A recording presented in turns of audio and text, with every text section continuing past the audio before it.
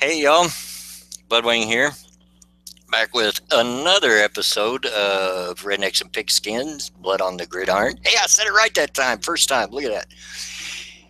Yeah, you And had one season time to get it right, there you go. Finally got it right. And and the preseason.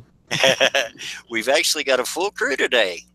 With us is J Kid, my son, J Kid, and back with us is Minding Freedom. I'm fucking better than you, okay? Much better than you. You are garbage. Yeah. And oh Lord. So another week down in the NFL, and there's games going on as we speak. Well, one game. Yeah, well, if you want to call it that. Oh. I'm a Colts fan. I can say that. Yeah. True. Although I just looked at the score and it was closer than I thought it would be.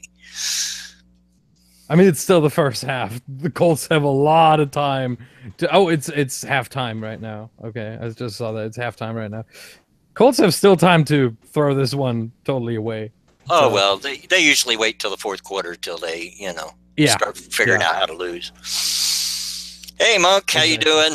About time. Yeah, we started a couple of minutes late. We were having a good time talking behind the scenes. The Germans got jokes, actually. So. Were we having a good time?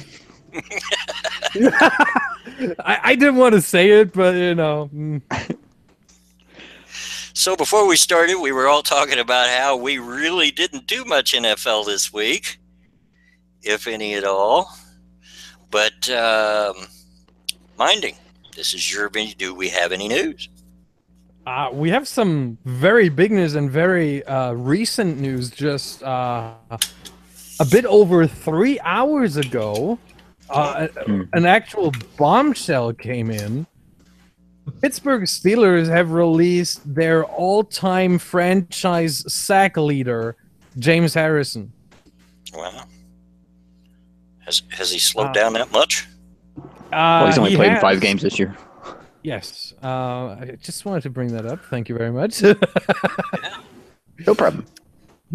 Yeah, he has only played 5 games this season. He diminished into oblivion pretty much throughout the season, and now he's gone. I gotta say, I'm expecting the Patriots to pick him up. Really? Yeah. I mean, they're the one team that that does need some improvement on the defensive side. Does need some improvement on the defensive side of the ball, and they will play in the postseason. Right? We all know James Harrison probably after this season will retire. I mean, he's 39. At some point, it's over. But I mean, the Patriots certainly have a need for a line. Why the fuck? What am I hearing in the background? What is that? I don't know what you're hearing. I don't either. It might be. I broke my headsets earlier today, so I'm using my wife's cheap headsets. I think it was coming from J Kid. The only thing you'd be hearing from me is maybe the traffic behind me. Yeah, there's something that I don't know. Maybe yes. That sounds like masturbation. Thanks, Monk. Yeah, nah, not really. But I can't describe what it sounds like. But anyway, the Patriots do have a need at that position. So and having a very experienced player as some kind of reinforcement on the defense, I think at least for the postseason, James Harrison might be worth a pickup for the Patriots. Might be. Or as we like to say, for the. Oh shit! I fucked that up. Sorry. Damn it. as we like to say for the playoffs. Don't talk about it. Playoffs. You kidding me? Playoffs. Minding in a soundboard. Yeah. I'm looking through other news. The Jets have released Jeremy Curley, wide receiver. The Chargers have yet another kicker. They claimed Nick Rose off waivers from Washington.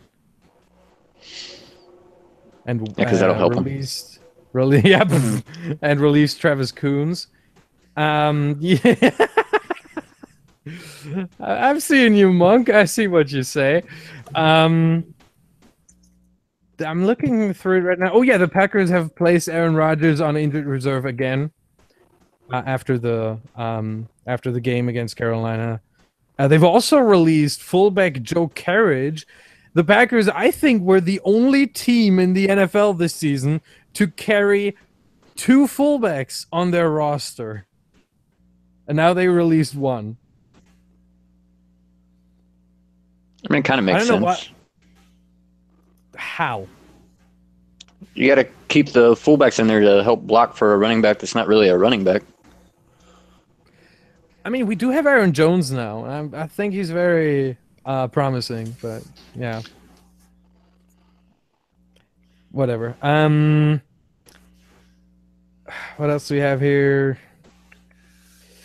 I mean, there's not... Oh, the Buccaneers pretty much just cleaned their roster because they know it's over. They've placed 5 guys on injured reserve. 5 people on Wednesday. They have placed safety Justin Evans, linebacker Adarius Glanton, cornerback Vernon Hargreaves, tight end O.J. Howard, and offensive guard J.R. Sweezy. All 5 players on injured reserve. Wow. That's I mean, it's yeah, and it's not just any players. I mean, Vernon Hargreaves is their starting cornerback. O.J. Howard is one of their 2 starting tight ends. J.R. Sweezy is one of their starting linemen. They have placed starters there. They're like, okay, it's over this season. Who cares? Oh, and for me, the most beautiful story of the week, well, half beautiful, for fantasy football players, it's for some, it's a blow to championship hopes if they are playing in the championship game. Greg Zuerlein, the kicker for the LA Rams, is on injured reserve. But, you know, there's a bit of a silver lining because they have signed kicker Sam Ficken. And you have why are you laughing? Because isn't this the guy I seen you tweet about like yesterday or yes, the day before? Yes. What his name means in German? Yes, that's the thing. His name, his last name, Ficken, in German means to fuck, to have sex. Now imagine having a jersey with the word Ficken on the back. Yes. Well, here it wouldn't do anything, but... And you know what is the cherry on top of this transaction? On this roster change? They also placed their fucking second, third string quarterback, Brandon Allen, never heard of her, on injured reserve, and they signed another player, and he's a German, linebacker Kasim Edebali. Monk, I think the Rams might be just as well off to let their quarterback kick just to get to, or whatever his name. Yeah, but that was big news in Germany, in NFL, big NFL news in Germany, that they signed kicker Sam Ficken. Everyone. Every German NFL fan was giggling. I tell you that. I didn't think Germans had a sense of humor. I mean, we do. I didn't know they celebrated Christmas. Inside joke. It was a conversation Yeah, we were having before the stream. I don't want to repeat that on stream, you know. Looking through the other transactions, yeah, no. The other ones are only names no one heard of, or at least I haven't heard of before. So who the fuck cares? The only other thing that interested me was the Redskins put their 5th running back on IR. What? I don't remember his name. Let's see if I man. still have it on here. Yeah, running back LaShawn Daniels. LaShawn Daniels. Oh yeah, him. Yeah, never. Only his mom knows his name, but that's their 5th running back to land on the IR this season. Good grief. Oh! I thought it was their 5th running back in the depth chart, but it was the 5th running back they placed on IR. Oh my god! Yeah. So they've had no luck this year with the running back. I mean, they still got Samaj Pirine or whatever his name is pronounced. And he looks healthy and he looks good. Until after this week, probably. Number 6. Yep. Let's do it. Oh no. Monk, the reason they don't celebrate Christmas is because ham is traditional. Wow. Dad joke. The reason I don't celebrate Christmas is very simple. Allahu Akbar!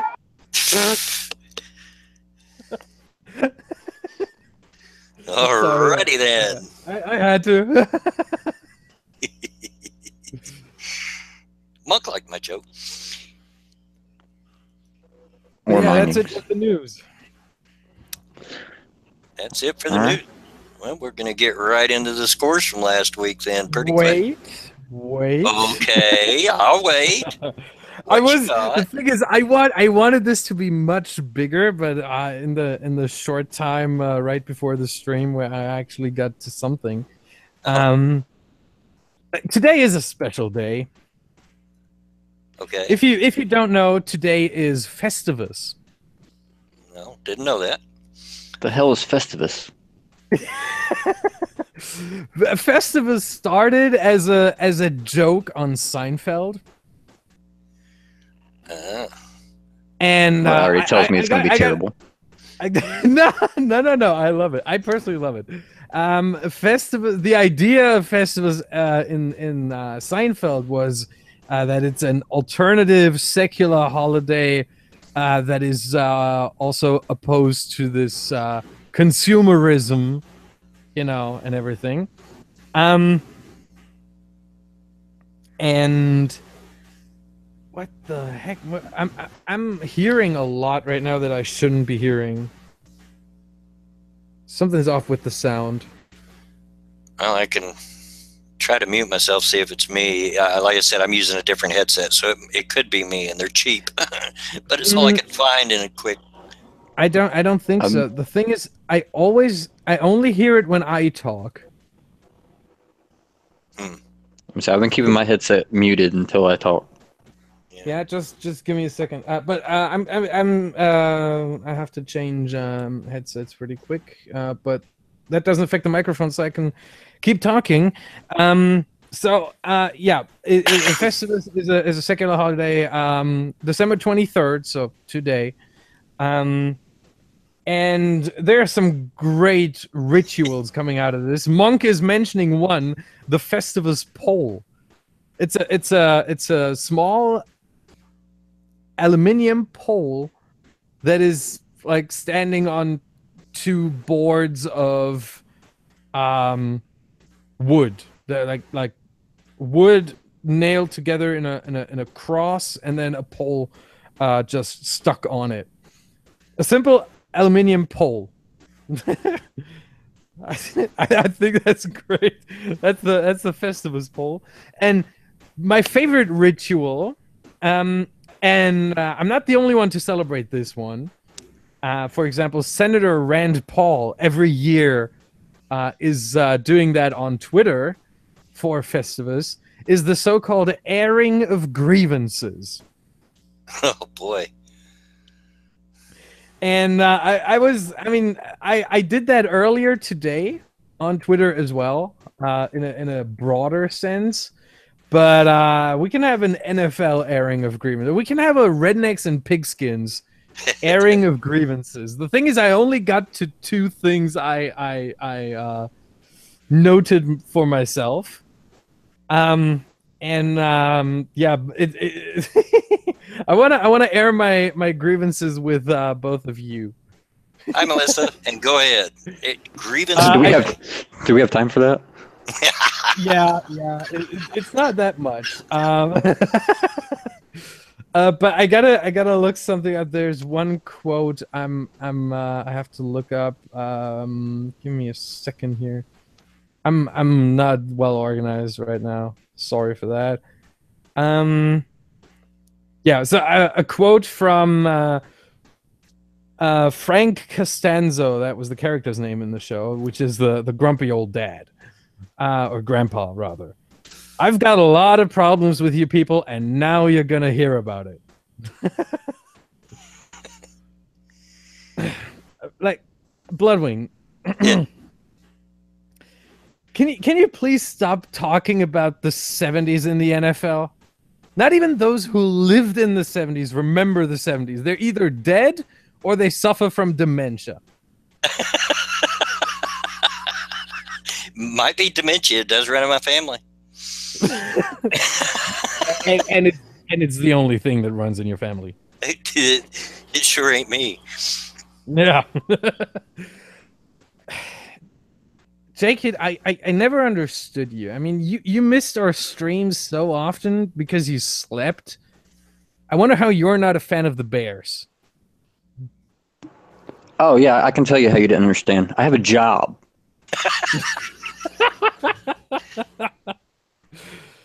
Yeah, but come on. I mean, we're talking about 6 p.m. Eastern. I mean, are you living in Eastern time zone or Central?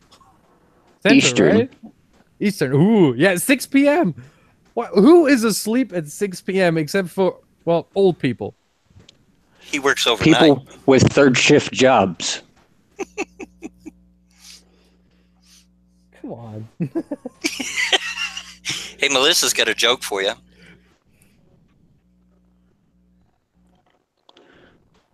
And for those watching the stream later, if anybody does, what's black and blue and green all over? The Packer. I mean, is that a new grievance for you there? Yeah, kind of.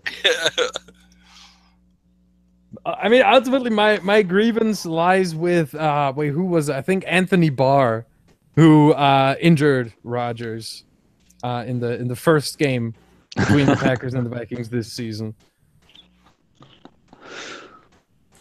But my grievance lies even more in the referees of that game. I still think that was a penalty. The least you can do. The least you can do. Well, that brings up when your team's most valuable, or when one team's most valuable player gets injured, is throw the fucking flag when it's a foul. And since we're talking about Festivus and, you know, on the fly, that brings up one grievance I have. Minding? Yeah. Can you quit being such a Packers fanboy, please? No. Not gonna happen. Alrighty then. You're asking too much there.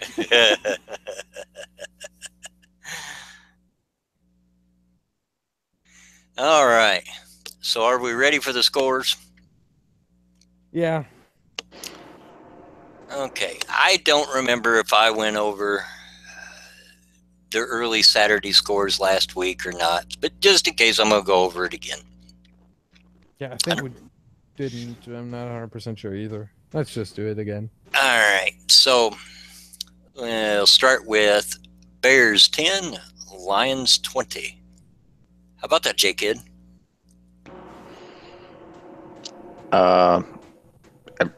Was I supposed to be surprised? Or is the Lions versus the Bears? Am I supposed to have something to say? Well, the Lions are your team. Yeah, but anybody but the Bears, and maybe I'd have something to talk about. True enough. True enough. So not much to say about that. No. This one might be Chargers 13, Chiefs 30. Yeah, that was unexpected. Yeah. The Chiefs, apparently they caught themselves. Can you say that?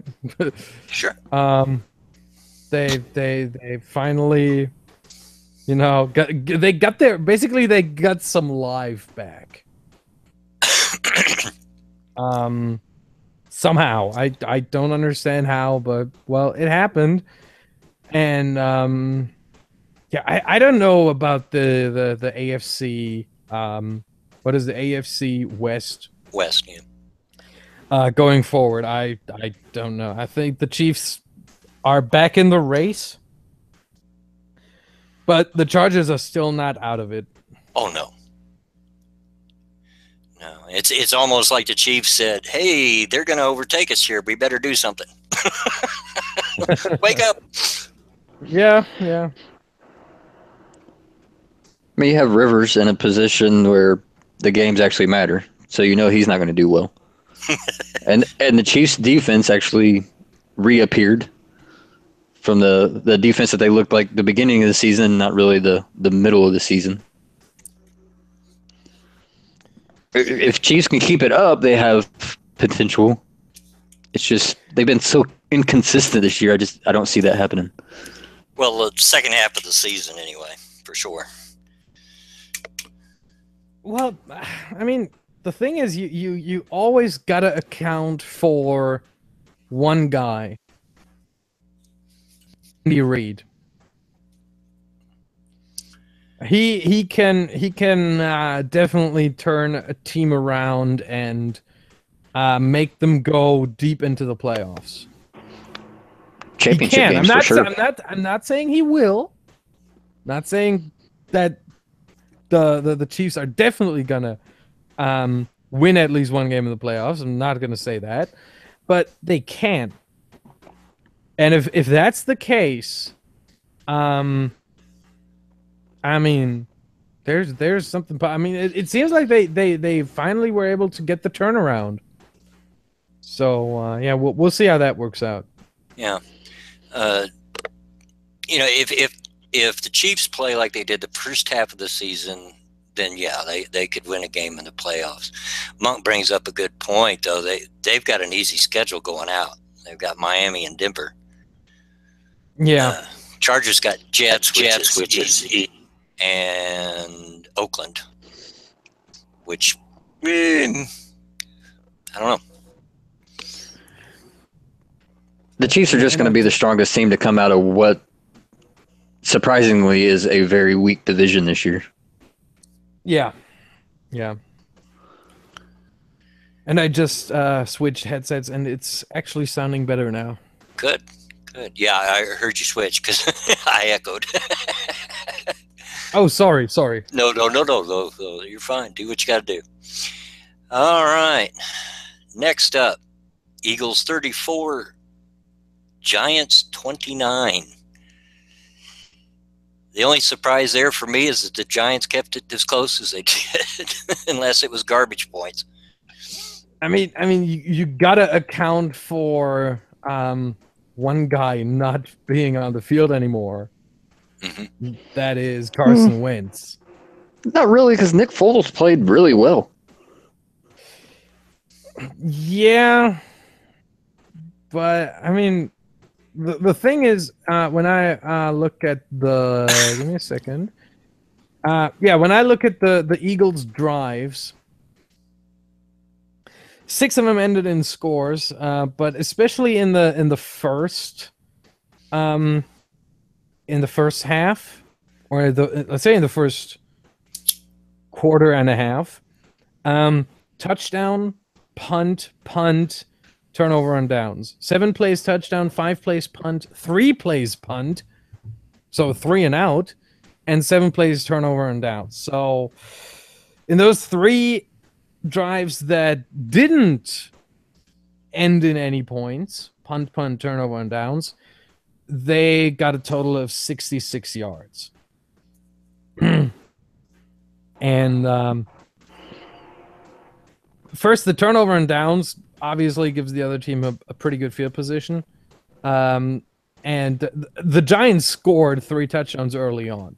So, you know, I think the Eagles had some... apparently, especially on the defensive side, the Eagles had some problems getting into the game and turn it around. But, yeah, Foles played well. From what I saw Brian Baldinger, I think is his name, on the NFL YouTube channel, analyzing Nick Foles' play and how he actually is pretty much Carson Wentz's clone right now. They really use him as pretty much in the same fashion. To me, it's interesting. I didn't expect that. It's good. One quarterback goes out, you don't have to change your whole system around. Yeah. That's true, perfect for a team. Yeah, true. But I thought, I mean, in my mind, Nick Foles was a different, a less mobile Wentz. I thought the mobility was playing a huge part in this, but apparently it doesn't. All they did was basically eliminate a few plays where they're thinking, you know, we did have Carson Wentz's mobility. We no longer have that to the same extent. So, you know, we're going to be a bit more cautious. But apart from that, they're using him in pretty much the same way. That surprised me. Of course, it's good for the Eagles, and it means that they're pretty much their hopes of going very deep into the playoffs, maybe to the Super Bowl, are still alive. Which is something, considering the NFC is the stronger conference. I think we can all agree on that, right? Yeah. I mean, good. At this point, it sure looks that way. All right.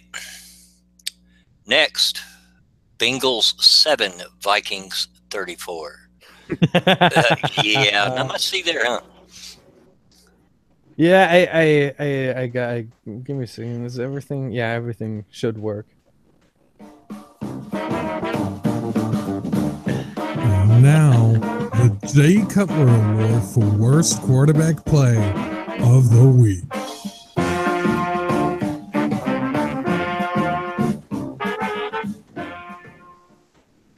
Yeah, you heard it. The Jay Cutler Award this week will be given to a player in the game, Cincinnati Bengals against the Minnesota Vikings.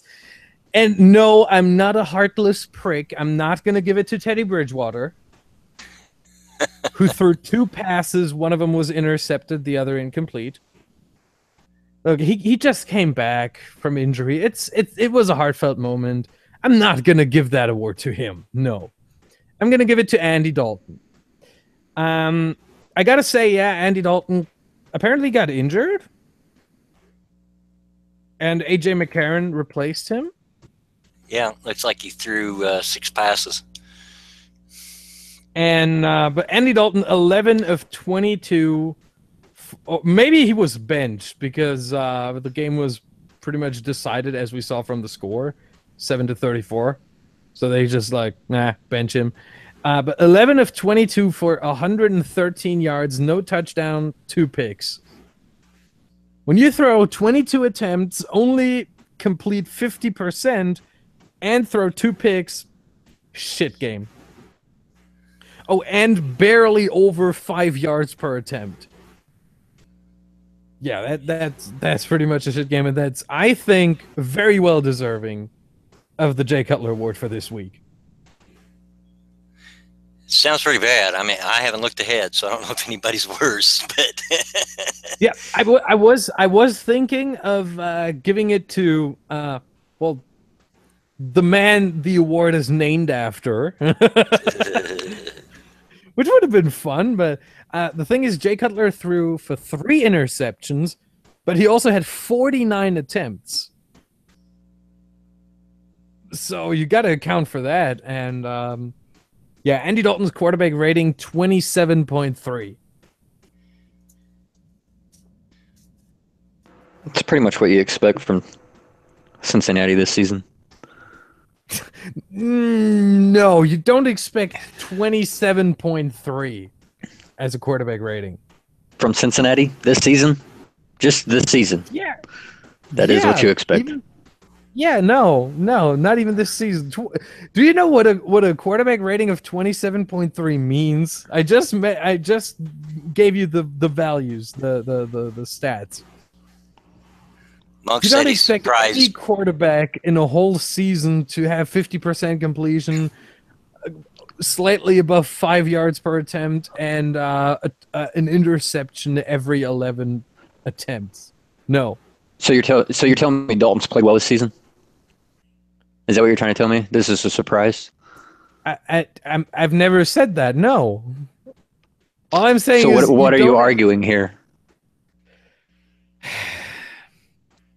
I'm arguing that you don't expect 27.3. You expect like probably something around the 50s, the 60s, maybe the 70s. You expect poor play from Andy Dalton.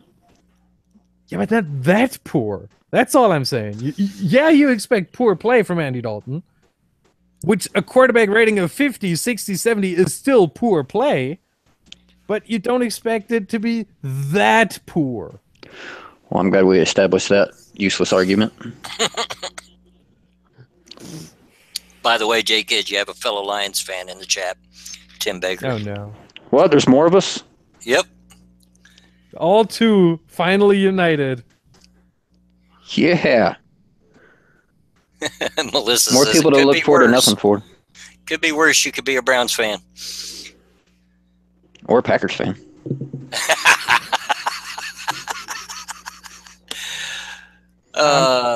Take it. When was the last time the Lions won a Super Bowl? Before the merger.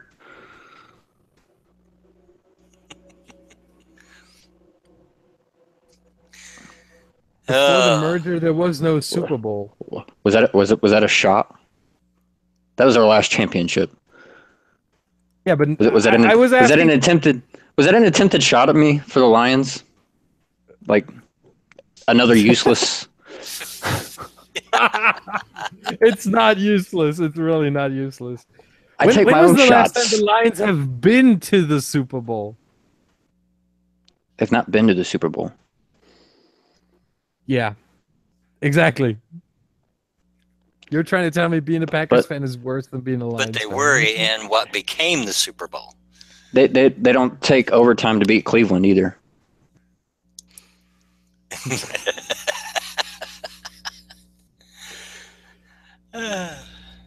You missed us, Miney. Come on. Admit it.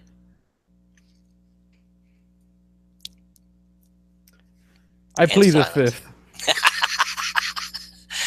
Oh, okay. I had to think about what the expression for that was in English, but moving on now. Ravens 27. Speaking of the Browns, they were 10. Would it be too far of a stretch to say a letdown game for Cleveland? Like they played so well the week before.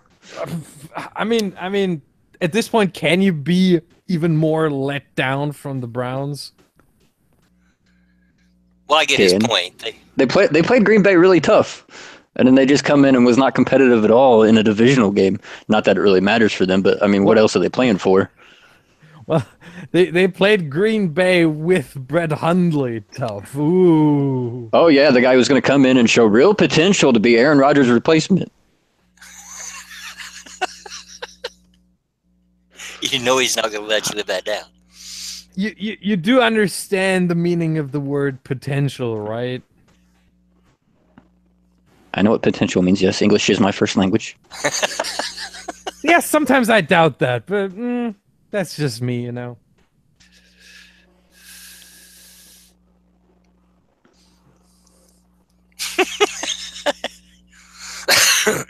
Silence. Just as I choke. Okay. Just like the Lions will. What, at home when they're watching the playoffs? No, this week and next week. Monk says Green Bay has potential to not make the playoffs. It's decided. Yeah, I think they've already been eliminated. Yeah. Okie dokie. Moving on some more. Cardinals 15, Redskins 20. I'm just not surprised that the Cardinals losing anymore.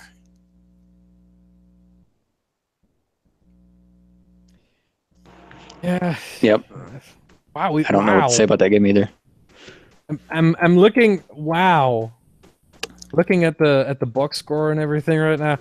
Uh-huh. A lot of field goals. A lot of field goals. Phil Dawson was the busiest man in all of Washington on December 17th. Wow. Blaine Gabbert was Blaine Gabbert, 16 of 41 for 189 yards and 1 interception. Yeah, if he had thrown more picks, I would have considered him for the Jay Cutler Award. He was close, but no cigar. Pretty sad. All right. Washington's still playing for a spot in the playoffs, right? They're still in the hunt, aren't they? I think so. Technically. I would have to look that up. Give me a second here. It's loading. No, they are not. They've been eliminated? They've been eliminated.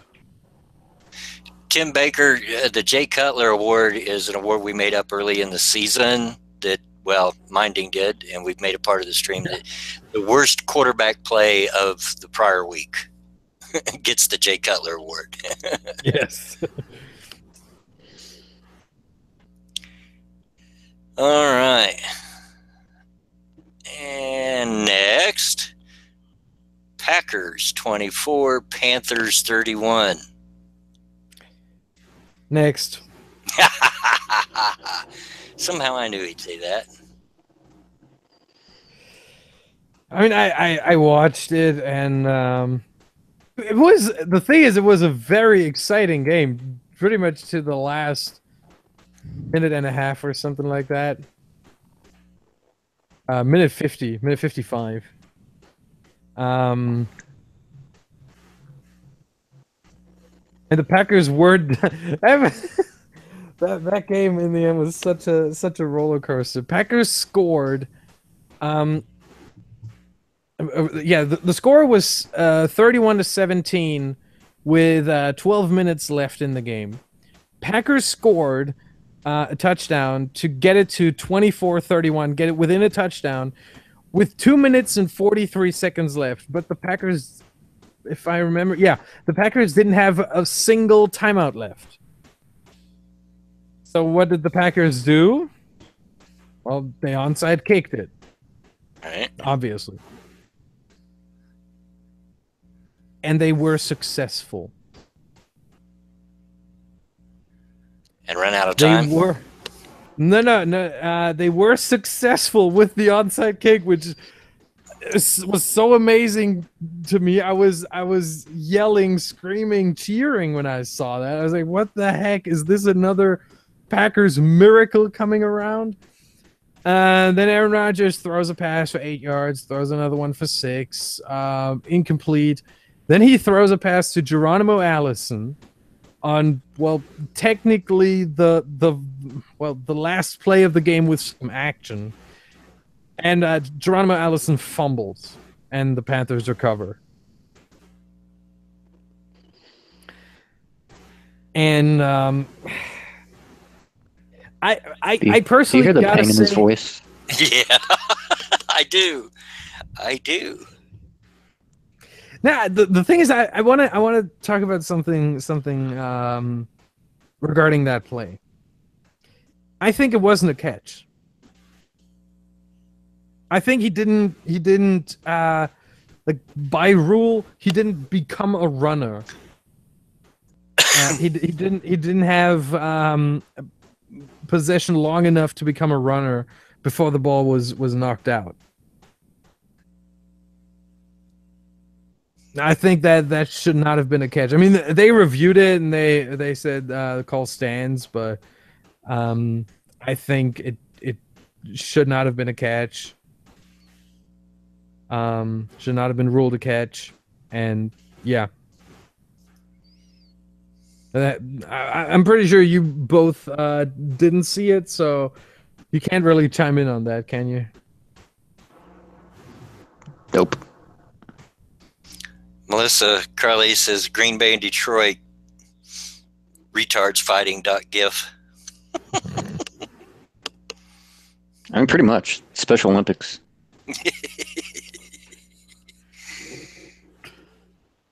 All right. Next, Jets 19, Saints 31.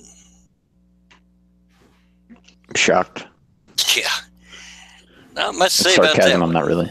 Yeah. Yeah. Not much to say about that one. That's pretty much as expected, I would think. Don't you minding?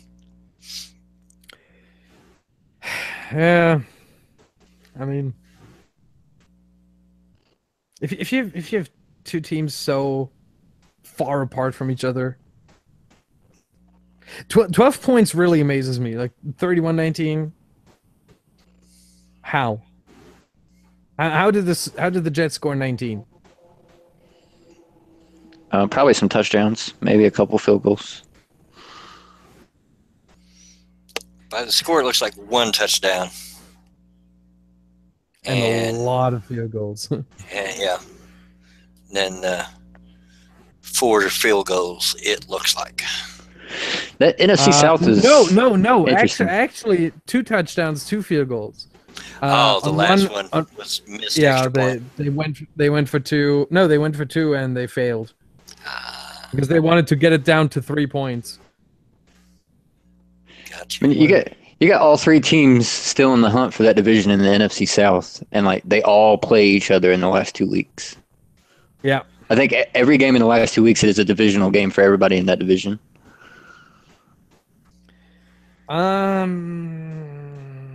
I think so. I don't know who the Buccaneers are playing, but could I mean in week 17 there obviously, I mean every game is a divisional game week 16, but yeah, also in week 17 the Panthers are playing the Buccaneers. Yeah, so this is gonna get interesting. Hardest fought race in the NFL, maybe. I don't even think it's close. Yeah.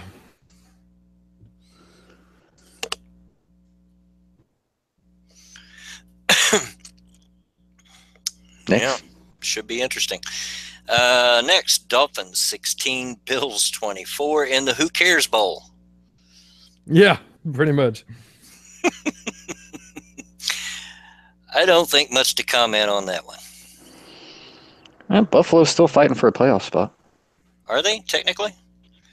Yes. They're actually right now they are in the wild card in the 6th spot.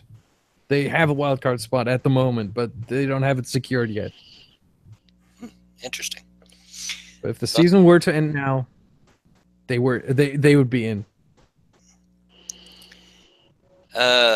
Next up, Texans 7, Jaguars 45. For anybody that doesn't think the Jaguars are for real this year. Yeah.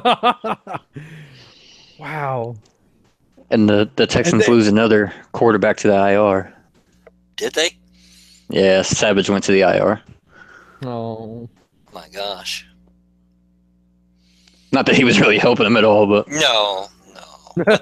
They've had a lot of struggle in the quarterback area, and it was so nice to see that young kid playing for him early in the year. You know my memory, I can't remember his name. Deshaun Watson. Yeah.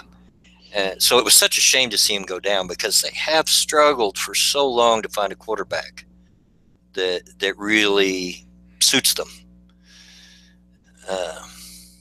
Yeah. Without him, they have no offense. Yes, Tim, IR is injured reserve. Yeah, what's that? I think I'm looking at the box score. I think the luckiest guy that day in I think it was in Jacksonville, right? Yeah, in Jacksonville was Tommy Bohannon, the fullback for the Jaguars. He got the ball handed to him twice at the 1-yard line, and both times punched it in. 2 attempts, 2 yards, 2 touchdowns. Wow. That's something you don't see every day. Yeah. But, hey, as odd as it might be to say it, the Jaguars are for real this year, folks. I mean, like we've already discussed, the Texans are not a offensive powerhouse at this point. But they're not any powerhouse at this point. Jags had that game put away at the half. They're AFC South Jags, champs. Yeah, they have clinched a playoff spot. And I think I'm gonna go on record here saying I think the Jaguars are not only for real this season. I think they're I think that they are starting something that might span definitely a few years. I mean, they have a very young defensive group. They had a lot of good picks right there with Jalen Ramsey, the cornerback, with Miles Jack, a bunch of guys there on the defensive side. Bunch of free agent signings that have contracts for a few years. Here's a question for you. Yeah. Do they stick with Bortles? Hmm. In your opinion, do you think they stick with Bortles? It's an interesting question, really.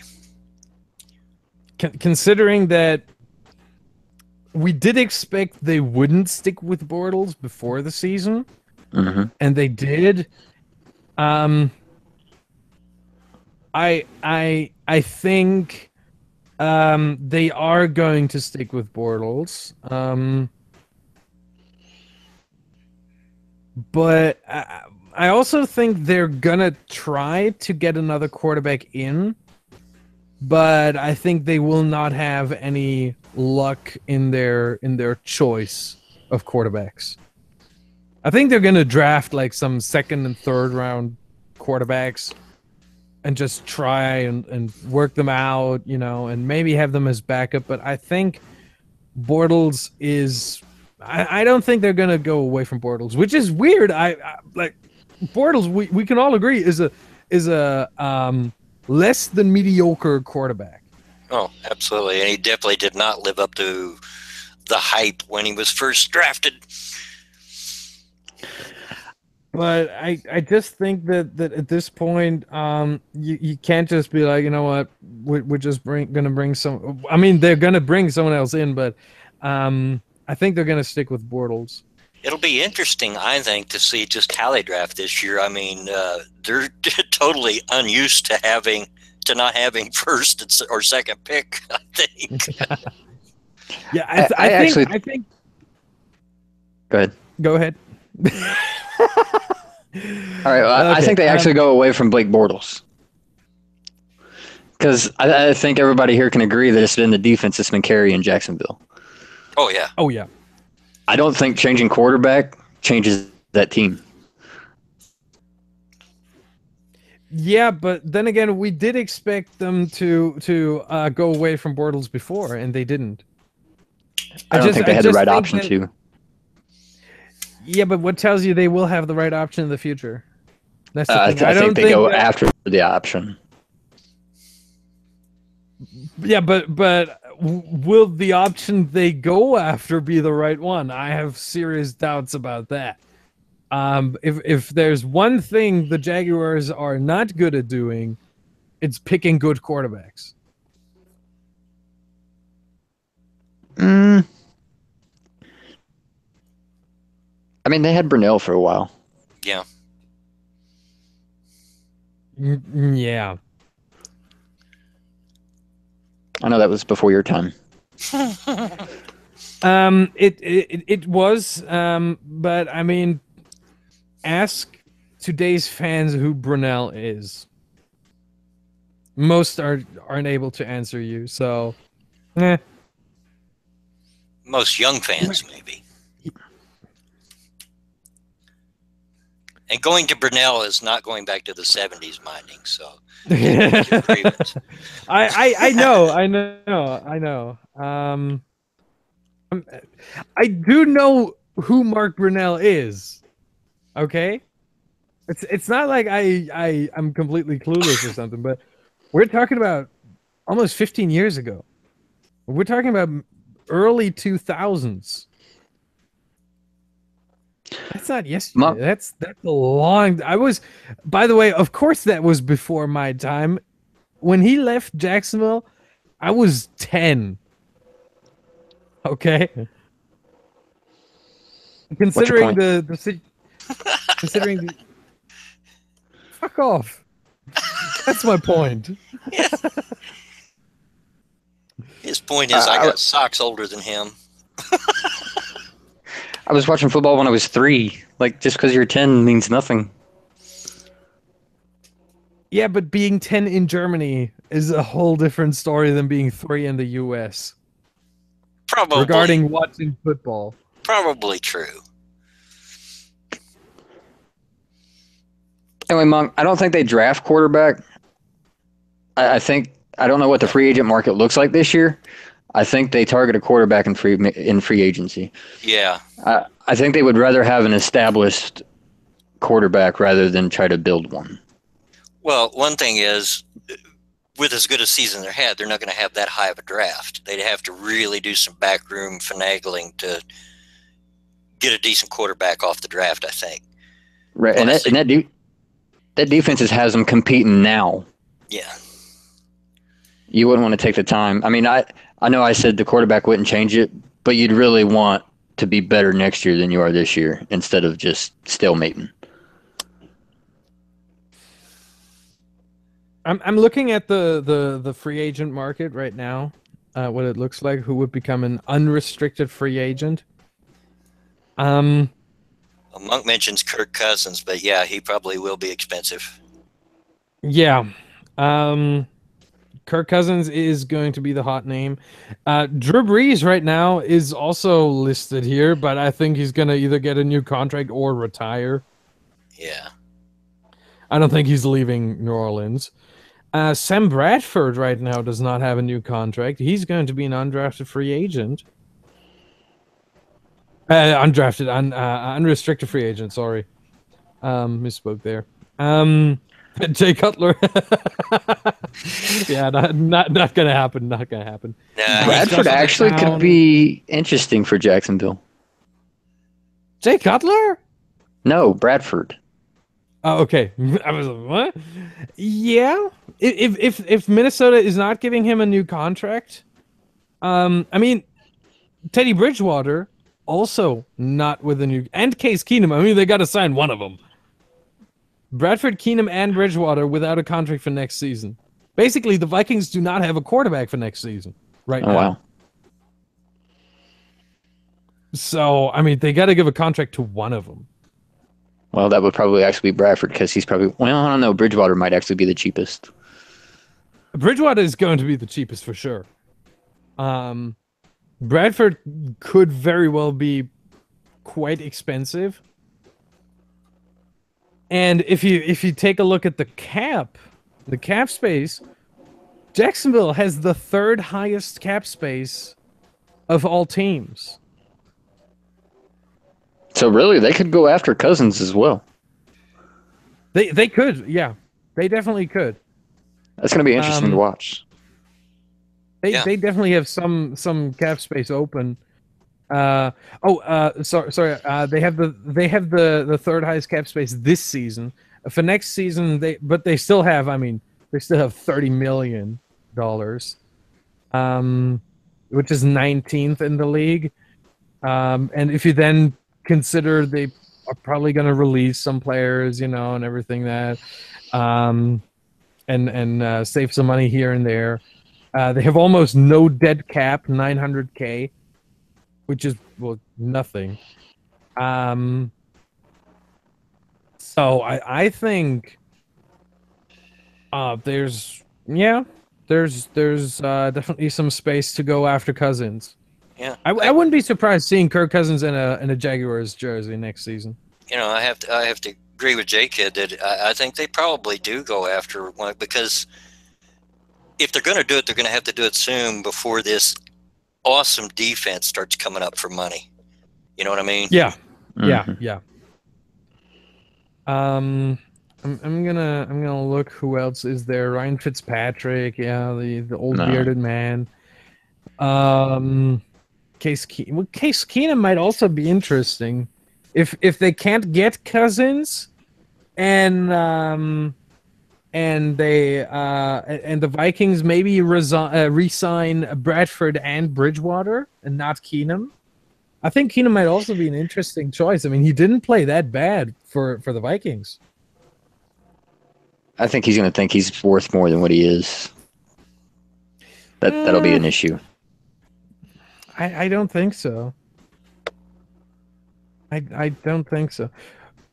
Okay, that is a bit weird what I see here, but I don't think that's gonna stay the same for much longer. Jimmy Garoppolo does not have a contract for next season, apparently. But I'm pretty sure the 49ers are gonna give him a contract, definitely. I think he will have, yeah. I think I agree with Monk's idea. You chase Cousins and you draft defensive line. Yeah. Anyway, I think we spent enough time on that game. Yep.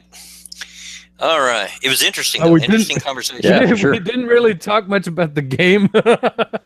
Well, the team's in that game. Yeah. Next up, Rams 42, Seahawks 7. A lot of high scores this week. What is going on? Vikings beating the Bengals by 27. The Jaguars beating the Texans by 38.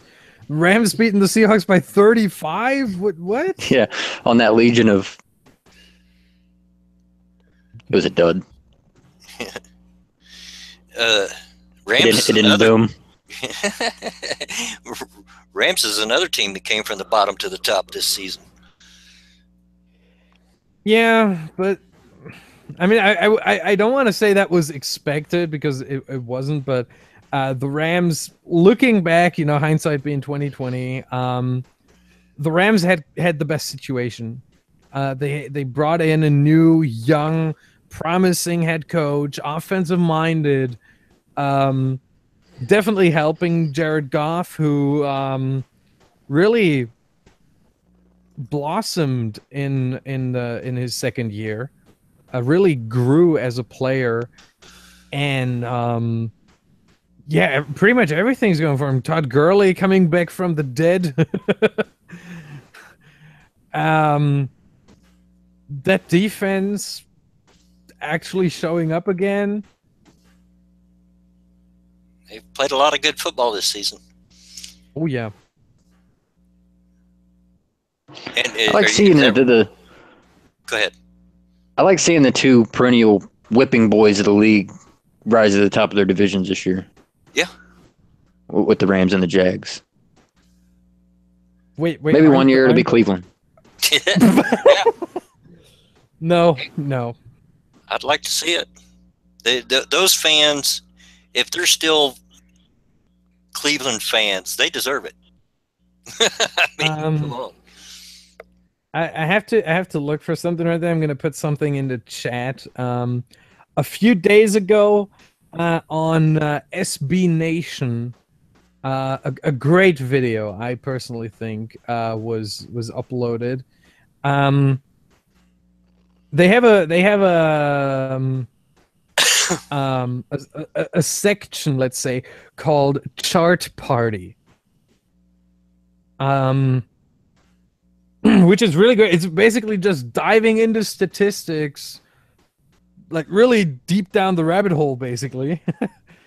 And just assembling those statistics and showing you how good, bad, astonishing, likely, unlikely something is.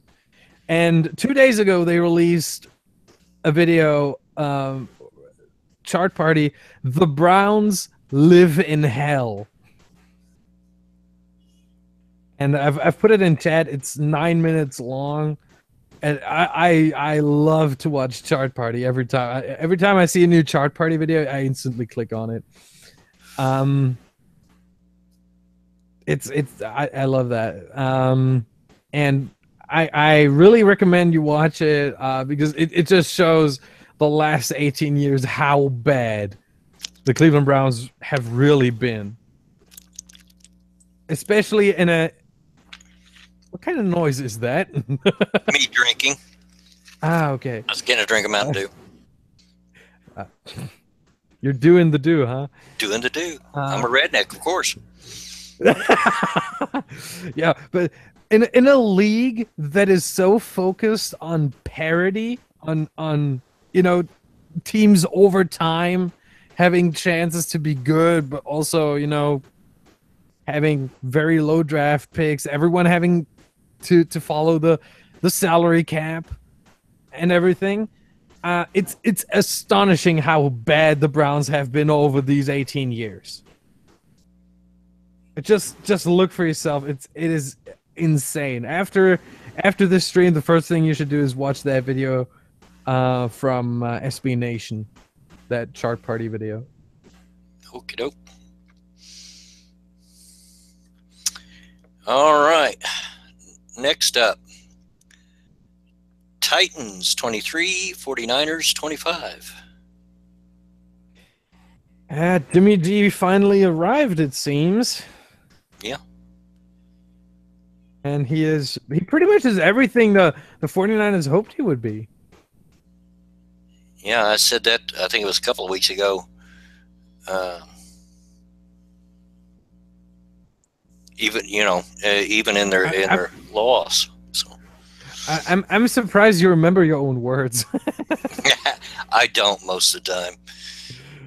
That is a fact. Ha ha! You're old. Yeah, 31 of 43 for 381 yards and a touchdown. Not shabby. Yep. Not shabby. Not a surprising score to, at the moment, mediocre teams. I think the only thing that surprises me more is that so often, Robbie Gould kicked, what is that? 1, 2, 3, 4, 5, 6 field goals and a PAT. Dude was responsible for 19 of the 25 points. How did Jimmy Garoppolo get the team into field goal range that often? Apparently into the red zone that often, but only scored 1 touchdown. That's one thing he really has to get better at, because if Robbie Gould misses one of these field goals, the Titans win. Well, I think that, Garoppolo's only been there a short time, just a few weeks. I think doing this well this early, it's a sign that next year they'll be an even better team. He'll have more time to learn, and they'll have more time to learn to form their offense around him. Yeah, definitely. Going by what we see now from him, I think this is promising. I think the 49ers have found what they needed. Now they need a team around him, basically. Right. They do have the head coach with Kyle Shanahan. I think the 49ers are one of those candidates for next season to really turn it around. Just like the Rams have been this season. I think we're gonna I think the Seahawks are taking a backseat from here on out. The next few seasons. They're taking a backseat. It's going to be hard for them to even make the playoffs in the next, 4 or 5 seasons. Yeah. Because you get the Rams, who are looking as strong as I've ever seen the Rams.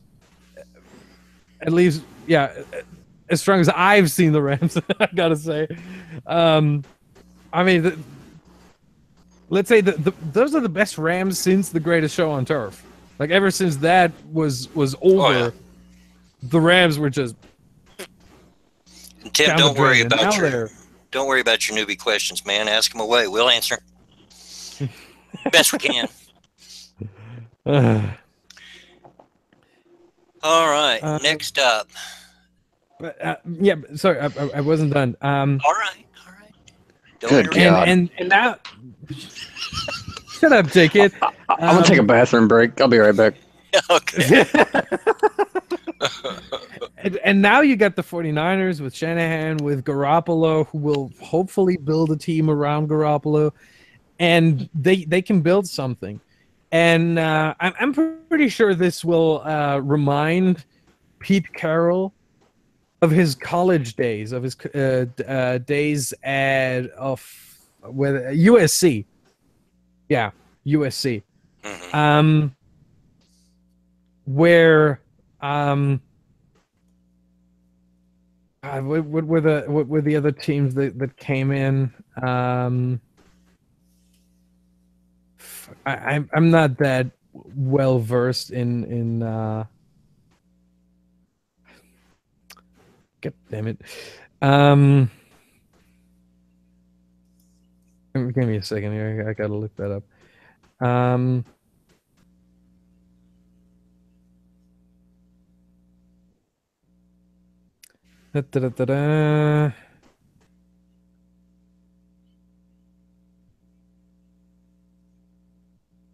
Yeah, Oregon and what was it Stanford? I don't know. Or was it Oregon State?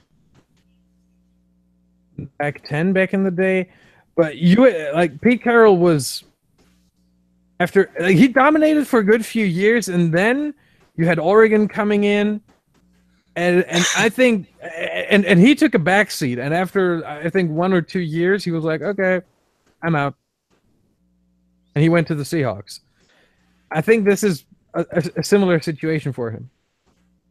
You have Oregon coming in. And I think the other team was Stanford. I'm not 100% sure, though. Yeah, those two teams coming in and just basically pushing Pete Carroll off the Pac-10 throne. So I think it's going to be, I think it's going to be pretty similar to this. And Pete Carroll, I think Pete Carroll knows. I think he knows that it's over for now for the Seahawks, and they're going to take a backseat to Rams and 49ers.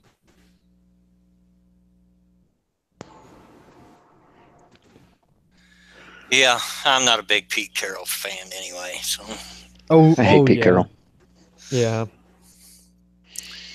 All right. Next up, Patriots 27, Steelers 24. Two best teams in the AFC. Have you seen the game or part of the game? I have not. If you're referring to the catch, I have seen it. Yeah. Look,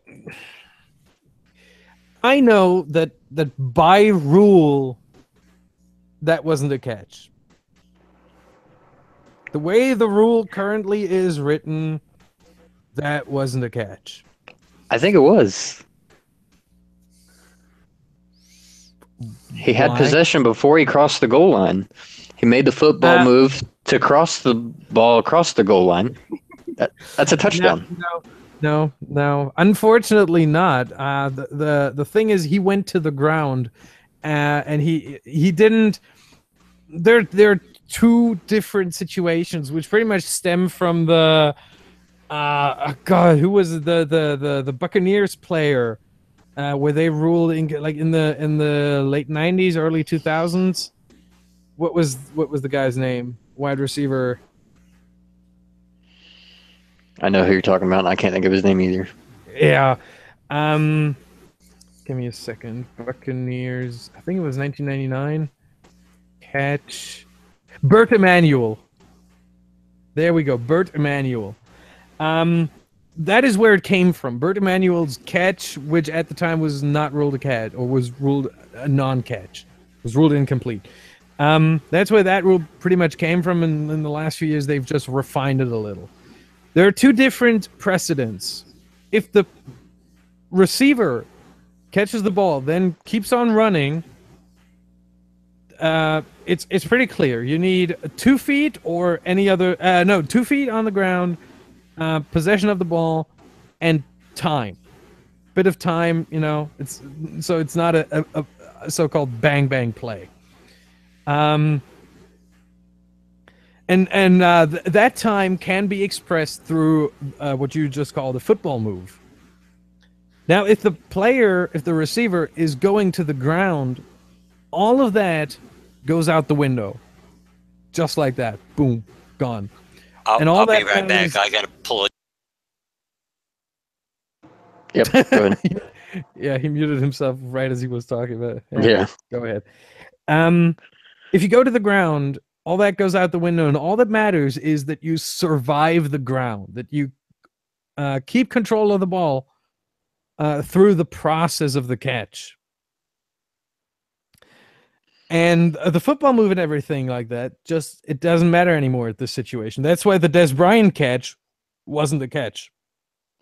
That's why the Calvin Johnson catch wasn't a catch. They were going to the ground. They didn't maintain possession through the whole process. Monk, I see what you say there. And the thing is, for the most part, I was completely fine with that rule. But this is the one situation that made me realize that this rule has its flaws, because to me that should have been, speaking from a moral standpoint, not the rule standpoint, the moral standpoint, that should have been a catch. It should have been. He had control. He stretched over the goal line. It was a catch. Come on. Yeah.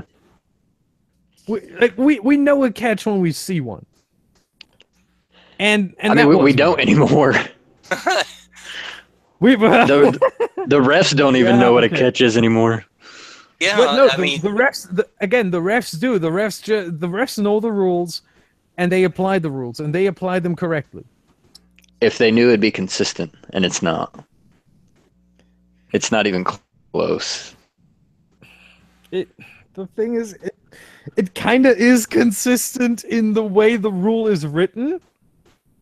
I mean, the way things are, I mean, like, I don't know about there, but here in the States, they'll often have one of the refereeing officials connected to the game, and they'll give their opinion about whether it's a catch or not before they make a decision, and half the time they're even wrong. Nobody really knows anymore. What? Well, wait. No, I think that's not a fair assessment of the situation. It depends on who the guy is who is doing the analysis.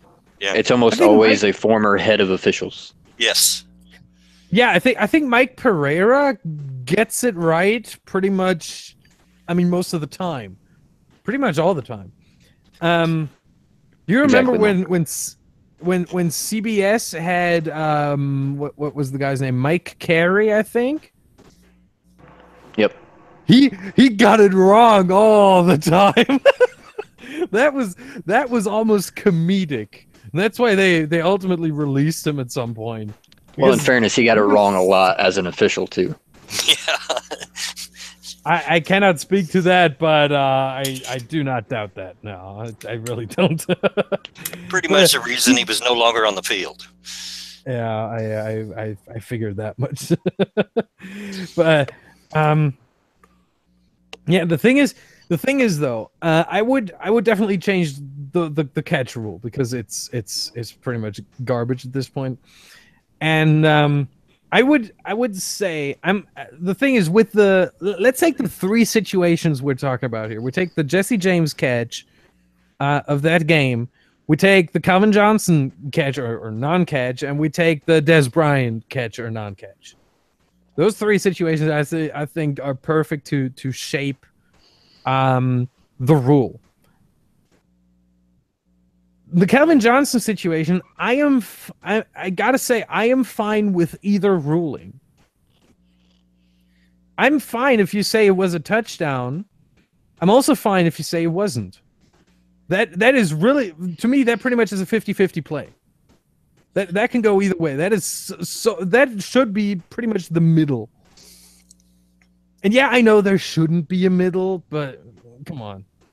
And to answer your question, Tim, if I understand it, yes, as long as he was in control of the ball when he broke the plane. Just imagine an imaginary wall going up from the line of the end zone into infinity. As long as he breaks that plane and controls the ball as he crosses it, yes, it's a touchdown.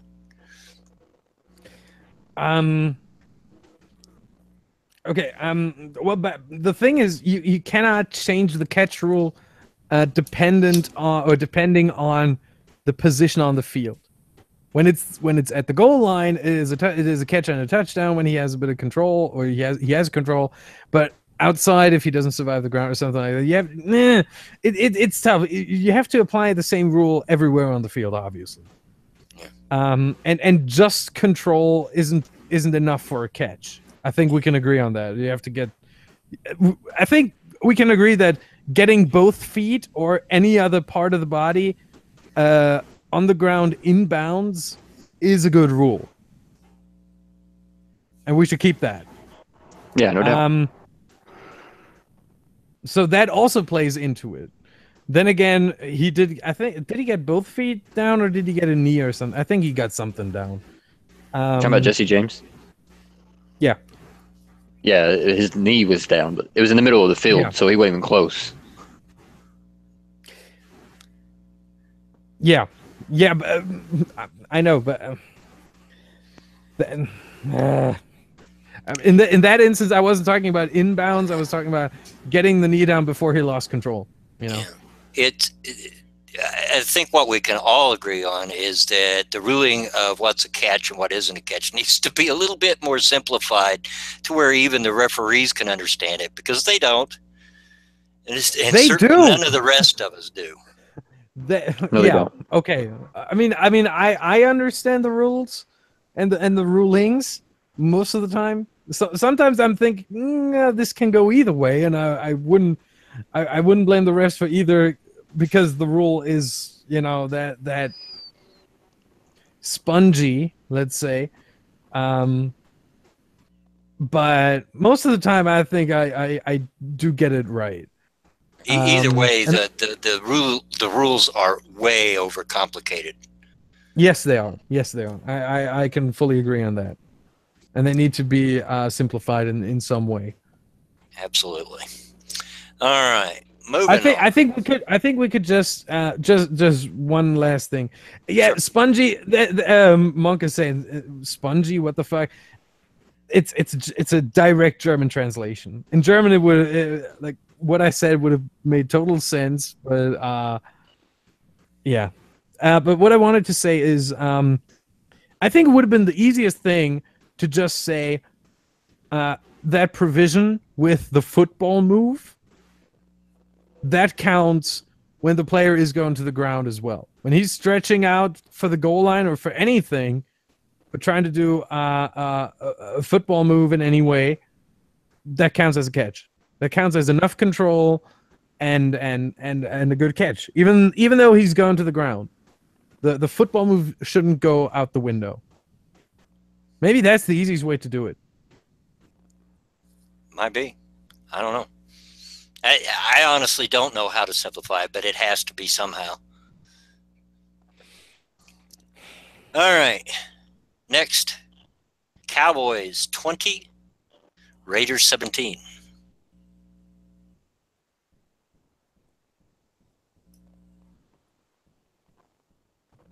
And we have silence. Yeah. Sorry, I was answering a question. I didn't even hear what game you said. Cowboys 20, Raiders 17. Another officiating disaster. No. This was the game they used the index card in, correct?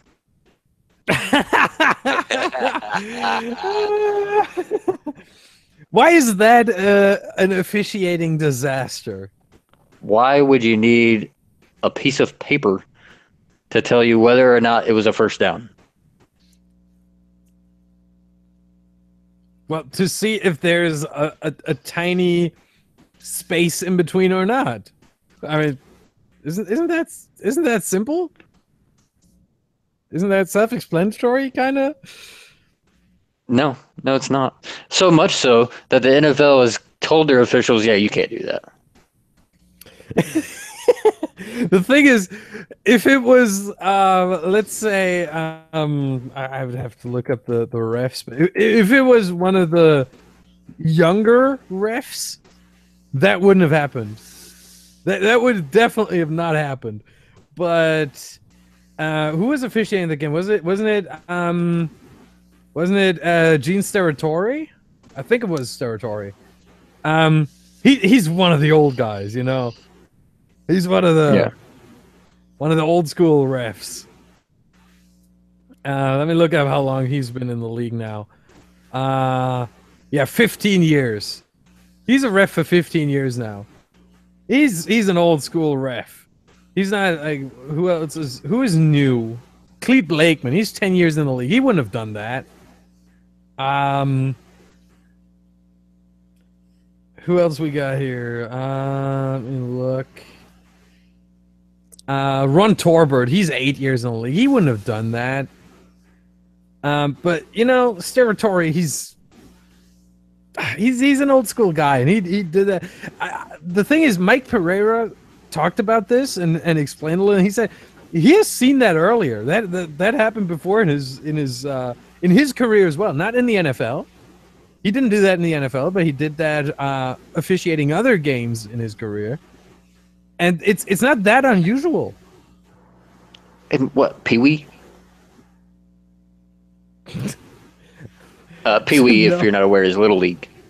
Yeah, I know. I'm not that stupid. I don't know what you know or what you don't. Then don't assume I don't know it. It's all good. No, I think he was talking about high school, and did he? I think he did officiate college too. So I think maybe he was talking about college as well, but definitely about high school. Yeah, he was 9 years in the Big West and 5 years in the Western Athletic. So I think he was talking about high school and college, and I gotta say I think, you know, I think Gene Steratore did nothing wrong there. Monk wants to know what the index card was used for. Yeah, so John McNair just answered it. The space between the ball and the chain. He was looking whether there was a tiny amount or the tiniest space between not the chain, the pole. There was a tiny space between the ball and the first down marker. And he held the card in between, and or he tried to, and he saw, okay, that's a first down. There was no space in between. So yeah, first down. That's all that happened. I don't know how you can say that was an officiating disaster. It was. Say no. You're an NFL official. My 30 years of watching football, I've never seen that. Most of them know what they're doing. Yeah, I gotta say, I've never seen it. You need a piece of paper to tell you whether or not it's first down. You probably shouldn't be out there.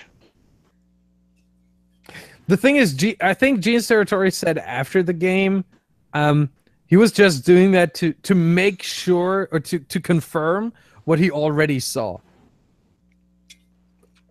So it was absolutely pointless. Monk wants to know if it was an officially licensed NFL index card. I saw no logo. Yeah, they don't put their logo on the index cards. Pretty interesting index card on him anyway. No, that's standard. Every official has an index card on him. They do that to note the timeouts the teams have and take and everything, and not lose track of that. Like I've been a soccer referee for 4 years. I've been carrying an index card around all the time. Oh, here we go again, comparing soccer to football. In football, it's not different. You have to do certain notes to not mix things up. For example, now with the 2 and DQ rule, that if a player commits 2 fouls of the same category, he gets disqualified. He's thrown out the game. An index card is very useful to just note that player already has one strike, basically. He has one of those penalties. So every NFL official carries around an index card. We have Everyone, a half hour. whether it's the ref or the back judge or the down judge or whoever. All right, let's move on so we can get the picks for next weekend. Falcons 24, Buccaneers 21. Bucks kept it closer than I thought they would. I was watching the whole game. I was hoping that the Buccaneers win, because if they had won, the Packers would still have a chance of making the playoffs. But yeah, Falcons won and Packers are out. So apart from that, I think it was an interesting game. Ultimately, of course the favorite won, but Buccaneers kept it close, kept it interesting for the most part. It's a divisional game. You expect it to be interesting. Yeah, that's true. And finally, and this just in, the Colts game is over. Colts 16, Ravens 23. Of course. Well, I was kind of keeping an eye on it while we were talking. It looks like they had a chance to come back and maybe make more of a game of it, but yeah, they found a way to not to. I'm surprised they only lost by 7. Yeah. And Jacoby did not throw any interceptions, so. Oh, wow. Is that 2 weeks in a row? Yeah, I think so. The kid's a decent backup. Put him in the Ring of Honor. Yeah. I mean, he is a decent backup, and he was put in an almost impossible situation for him. But he's a backup. Yeah. All right. Well, let's get on with the picks for next week. We'll start with the later today game. Vikings at Packers. Vikes. Yeah, Vikings. Sorry, Mining.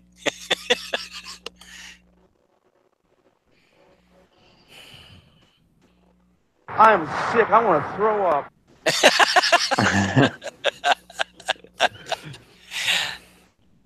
Yeah, Vikings. Next. Yes, Monk, I knew they didn't have a chance. Next, Rams at Titans. Rams. Yeah. Yeah. Next, Bills at Patriots. Good Lord. Patriots. Yeah, I don't disagree. Closer than the other 2 games, though. Yeah, a little bit. No, I think I think the other 2 games are gonna be closer. Mostly because the Rams and the Vikings are playing on the road, and the Patriots are playing at home. So I think the Patriots are gonna lay the smack down on the Bills.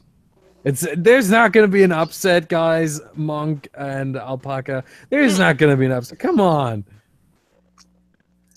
Well, it is a divisional game, so there's that. Yeah, nah, Patriots. Come on, easy. I'd love it. Yeah, well, Bills are fighting for a playoff spot. Like, I don't think they're gonna win, but they have something to play for. Yep. Mm. All right. Browns at the Bears. Wow. Yeah. Come on, Cleveland. Oh God. Oh God. Jake has got to be rooting for them Browns, not to take his Lions' only record away. And it's the Bears. Like, they're irrelevant in the division, but still they're a division rival.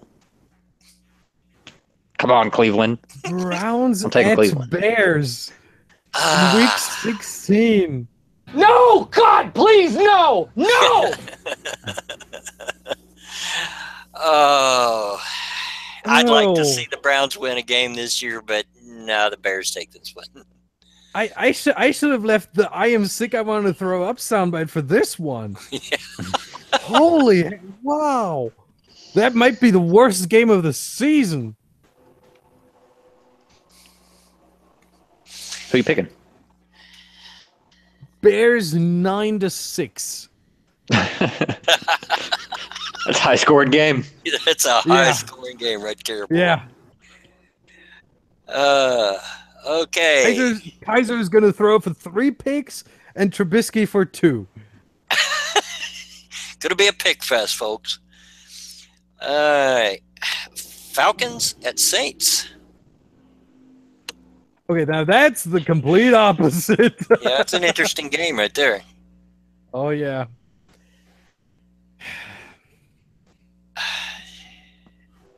I'm taking Saints. Yeah, me too. I don't want to pick the same team as you two again, but I have to. I'm going to go with the Saints too. It makes me feel bad. But I think it will be an interesting game to watch. I really do. Next, Lions at Bengals. I hate picking them, just because usually when I pick them, they lose. But I have to in this case.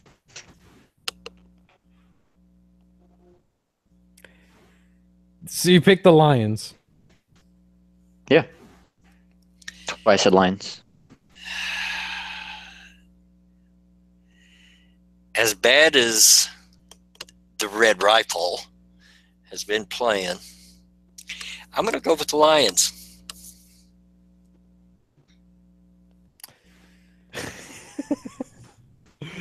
I was hoping for that. I'm gonna go against both of you. I'm gonna pick the Bengals. You pick him for the Jay Cutler Award, and now you're a fan? I don't. No. I'm not a fan of Andy Dalton by no means. You heard it here. By no means. You heard it here, folks. By absolutely no means. 9, 9, 9, 9, 9, 9, 9. But that being said, I think the Lions are gonna play horribly, and Andy Dalton is gonna be at least decent, you know. And by decent, I mean he's gonna, I don't know, score a quarterback rating of 70, 80, something like that. You know, nothing that really knocks you out of your shoes, but I mean, at least not enough for the Jay Cutler Award. Okay. And it's going to be enough to beat that pathetic Lions defense. What Next? Yeah. Yeah, exactly. Next, Buccaneers at the Panthers. Carolina easy. Yeah. Yeah. I mean, especially after the Buccaneers, as we said early on, put 5 players, at least 3 of them starters, on injured reserve. Yeah, Panthers. Come on. Now, depending on how... Go ahead. I have to address in chat, Tim Baker's asking who's Jay Cutler. Jay Cutler was the second best Packers quarterback of the last 10 years. he threw so often to Packers players, it's insane. While he was played for the Bears. Exactly. He played for the Bears most of the time, and now he's playing for the Dolphins after he tried to retire, and then he got back because Ryan Tannehill got injured. But he's really awful. He is an awful football player, Tim, and he sells a lot of Kleenex. Yes. He buys a lot of Kleenex. Yeah, that he does. Oh yeah, that too. Okay, speaking of the Dolphins at Chiefs. Speaking of Kleenex, if the Chiefs show up like they did last week, this is going to be a real smackdown. If that defense shows up, Cutler's winning his own award. Yeah. So yeah, I'm picking Chiefs. Yeah, Chiefs. I think Cutler gives up in the first quarter, somehow gets injured. Injured. Yeah, I did the air quotes, but nobody can see it. I tried to do it with my voice, so people can hear it. He'll hurt his vagina. Yep. All right. Broncos at Redskins.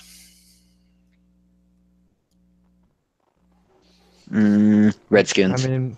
Yeah, Redskins. Yeah. Chargers at Jets.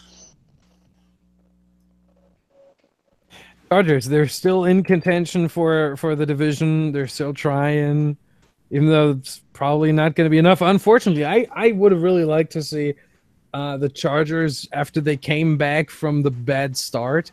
I would have really loved to see them in the playoffs, but I don't think it's going to happen now. But they're going to fight for it, and they're going to beat the Jets. Yeah. Yeah. I think they do a bounce back. I think that was a wake up call. Chargers. A wake up call? No, they're just playing the Jets. So you're picking Chargers too? Yeah. All right. Next, speaking of SmackDowns, Jaguars at 49ers. No. I don't think so either. Yeah. I don't think that's going to be a SmackDown. I mean, if you look at the records, 10-4 versus 4-10. But if you see the way the 49ers are going right now, with Jimmy Garoppolo playing well, with basically the whole team rallying around Garoppolo. Well, I'll not deny that. I'm still going to pick the Jaguars to win, but I don't think it's going to be a SmackDown. I think they're going to hold themselves pretty well in this game. It's going to be close, but John McNair, no, don't get your hopes up, no. Yeah, Jaguars. Sorry. This is going to be a first for this stream. I wholeheartedly agree with Minding. Better mark that on your calendars, boys. It'll never happen again. I want to throw up. All right. That was a better use of that clip, by the way. Yeah, I know. Seahawks at Cowboys. Who cares? Pretty much. Well, I think both teams are still, theoretically in contention for a wild card spot. Seahawks. Actually, I think they've both been eliminated. No. Both teams are still in the hunt. They're not eliminated yet, but a lot of things have to happen. Well, one of them probably will be for sure after this game. Oh yeah, definitely. Whoever wins this is maybe still going to be. The thing is, what they need is the Falcons to lose both remaining games.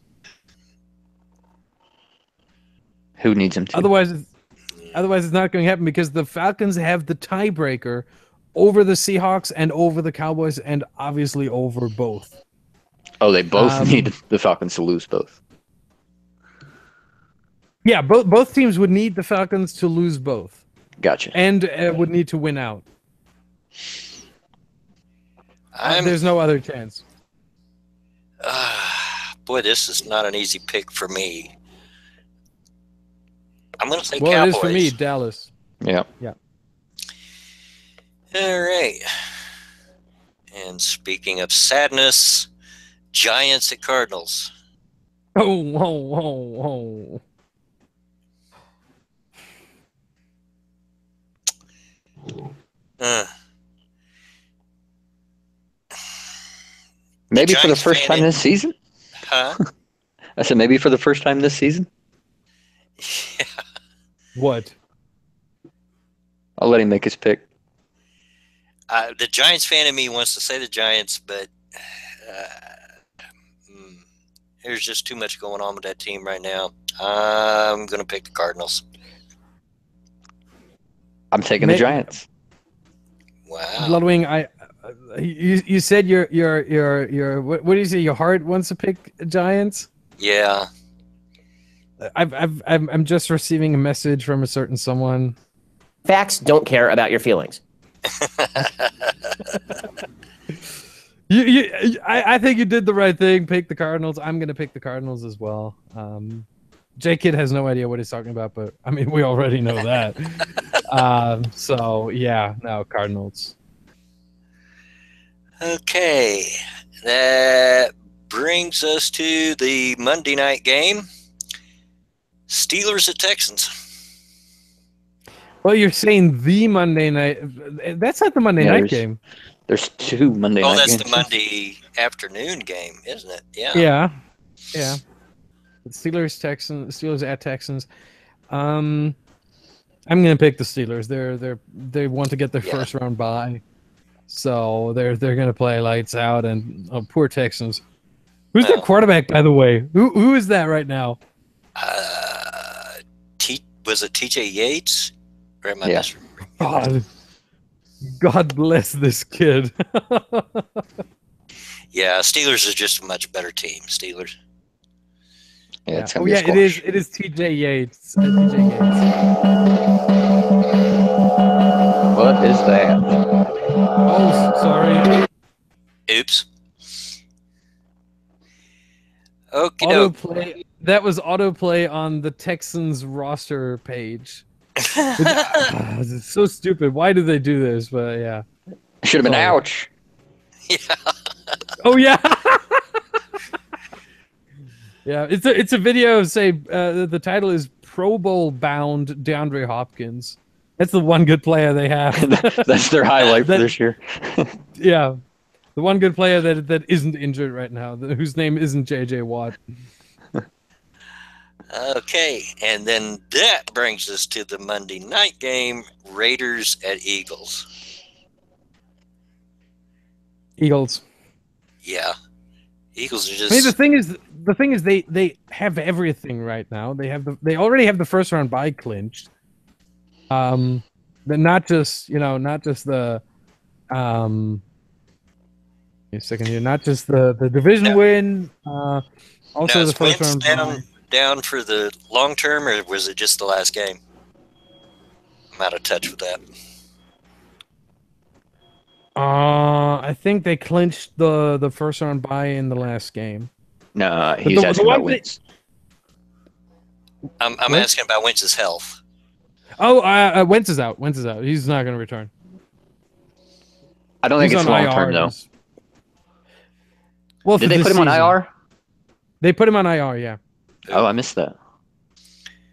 Wait, am I mistaken here? I don't think they put him on IR. I think they put him on IR. Let me look. Okay. They may have. I just missed it. I mean,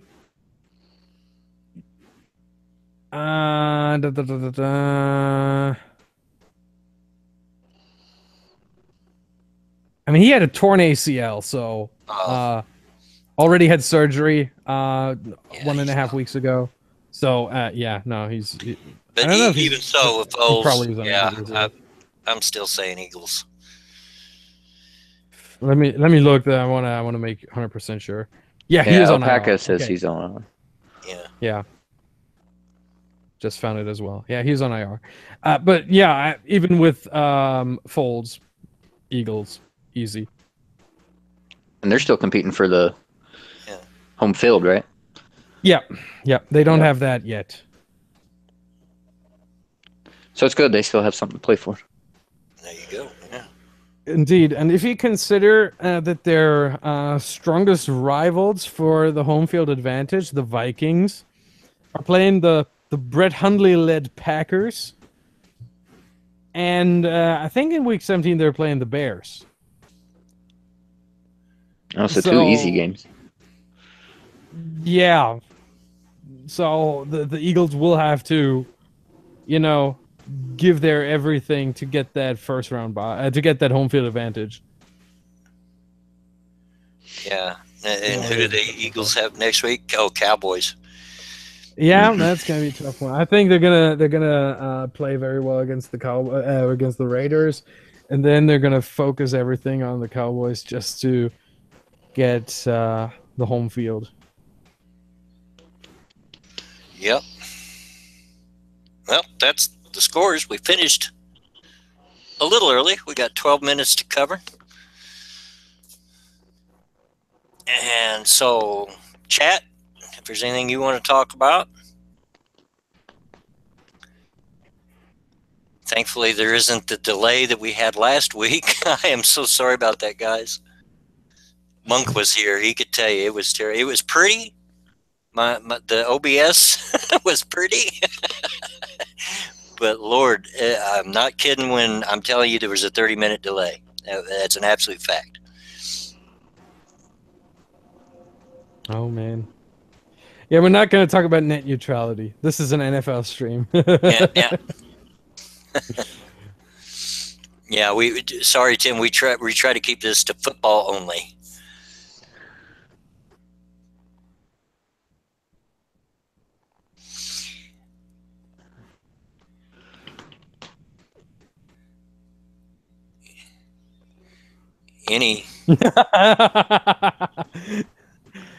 Monk asked if that stream from last week is over yet. Well, here's the funny thing. I was finished and already done, made the picks for the next week and everything. And so instead of ending the stream, I popped over into chat and was watching them, and they were still discussing the scores from the last week. So I joined them in the chat. Nice.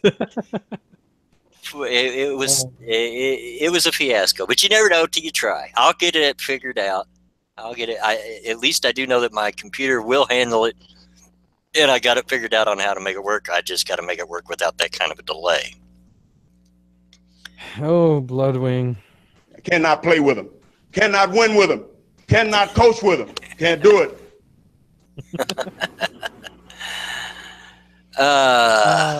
Yeah, Monk is asking who will be the top draft pick next year. Ooh. I think that's a good question. I'm going to hand that question over to J-Kid because he's usually more knowledgeable about who's coming out of college than I am. The problem with that, though, is it's Cleveland picking. So you know it's going to be a quarterback. You just don't know which one. Yeah. Damn it. There we go. Sorry.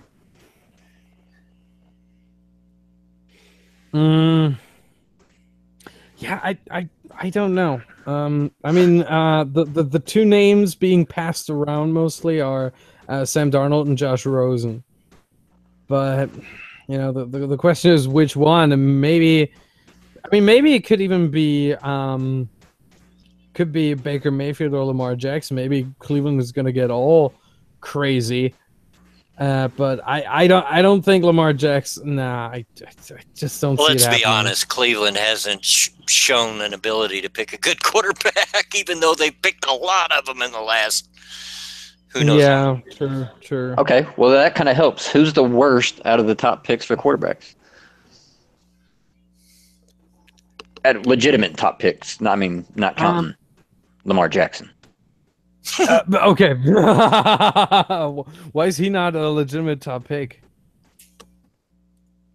Because he's not going to be. He's not that good. He had one good year. He's not a pro-style quarterback. Okay, yeah, that's the one thing. That's the one thing you can definitely say. And Monk says the same. I was thinking about that too. He's your typical college quarterback that will not translate to the NFL well. Monk says it perfectly in chat. That is true. But you know, some teams are definitely being fooled into thinking that Lamar Jackson is a good quarterback. And the thing is, he is a good college quarterback.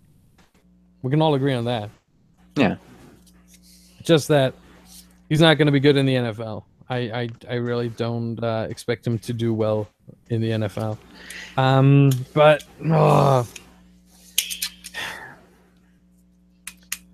the thing is, Baker Mayfield won the Heisman. Is But the next Sam Johnny Darnold, Manziel. which would be fitting for Cleveland. It would be. But I think they're gonna pick either Rosen or Darnold. I think with everyone talking about those two, I think Cleveland is gonna stick to one of those two. And even though I must say I think Baker Mayfield might be the best choice for the Browns. He might be the best choice because I think there's a high importance for every team. My bad. I forgot to mute. Okay.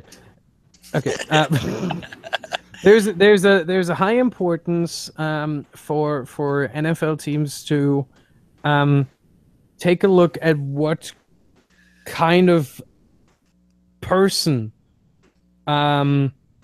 that players, especially regarding weather. Cleveland is a rather cold city. I think we can all agree. Now, Josh Rosen and Sam Darnold, both playing in California. Rosen for UCLA, Sam Darnold for Southern Cal. Warm weather quarterbacks. Baker Mayfield's playing for Oklahoma. It's not that warm in Oklahoma. So maybe Baker Mayfield could be the better choice here.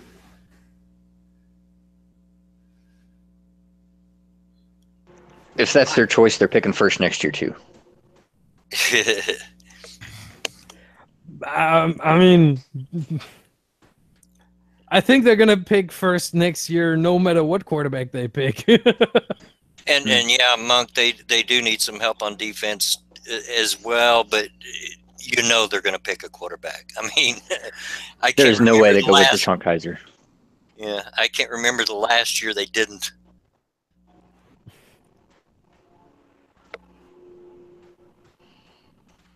Unless they think that Kaiser is just having it's just his rookie year. He's going to be better next year. Which, if that's what they're thinking, they're idiots. Yeah. He doesn't get any better. And that's sad to say because J-Kid and I both are Notre Dame fans. So, you know what I'm thinking right now. Maybe I give me a second here. Yeah, okay, I had that switched off. That's good. Maybe the Cleveland Browns are gonna do something right for once, and they're gonna trade for a quarterback.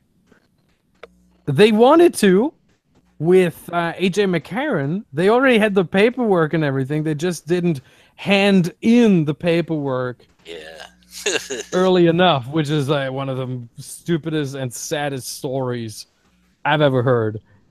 But that's the Browns in a nutshell for you.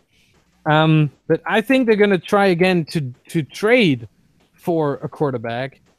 And maybe they are going to draft a defensive end, as Monk says it, to pair up with Myles Garrett and bump that defense up. And if that's the case, I think they're most likely to go for Bradley Chubb from NC State. I think that's who they would be going for if they get a quarterback through a trade. And if they trade, the thing is there are a few a few possibilities out there. Some good backup quarterbacks that might be interesting for the Browns. Brett Hundley definitely being one of them. I'm gonna say that because the Packers are always looking to trade away the backup quarterbacks for as long as their starter is young enough to be the starter or young and good enough. And Aaron Rodgers is going to play at least 5 years if he's not, getting any injury that shortens his career. He's going to play for 5 years at least. So I'm pretty sure the Packers are looking to trade away Brett Hundley, and the Browns might be the team taking him. The Browns might also try to go for AJ McCarron again. That is another viable option. Who else is there in the NFL? Let me take a look. What other team do we have here that can spare a quarterback?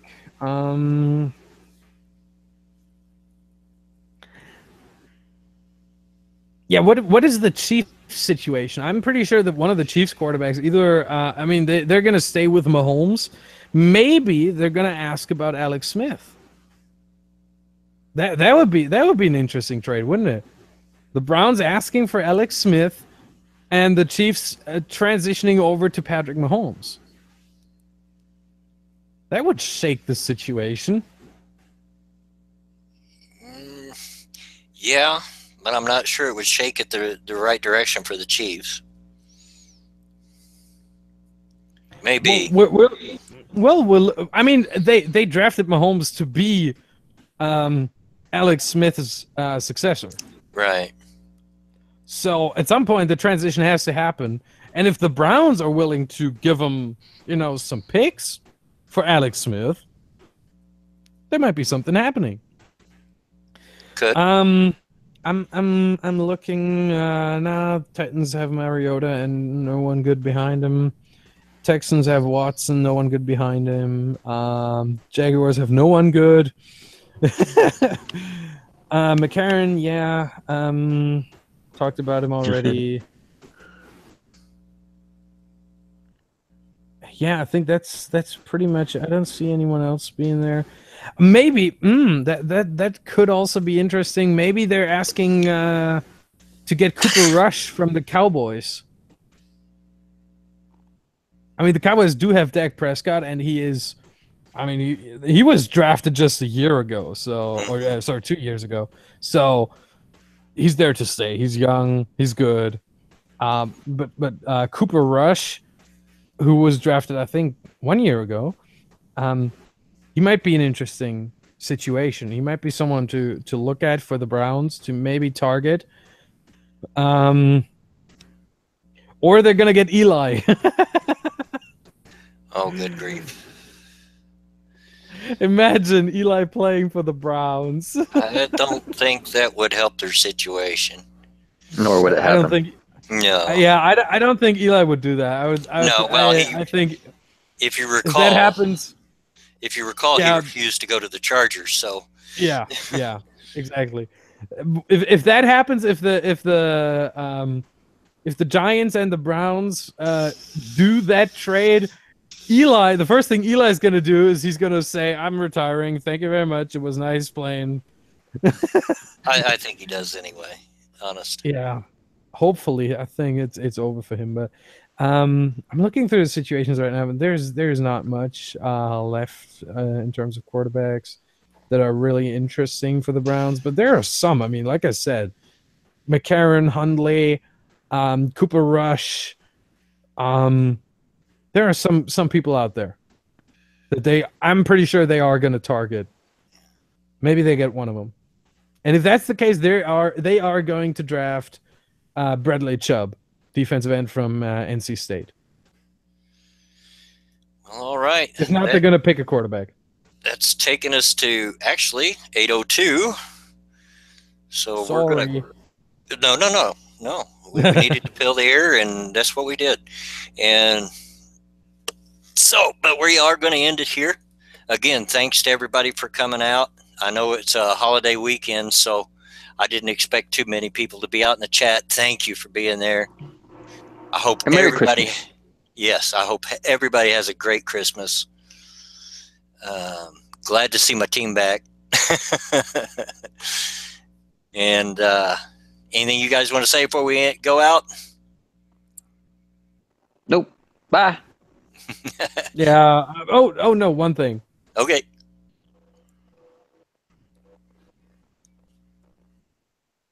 He's going to the soundboard. Yeah, of course he is. You didn't hear it. Damn it. I'm gonna play it again. I'm gonna make it a bit more quiet.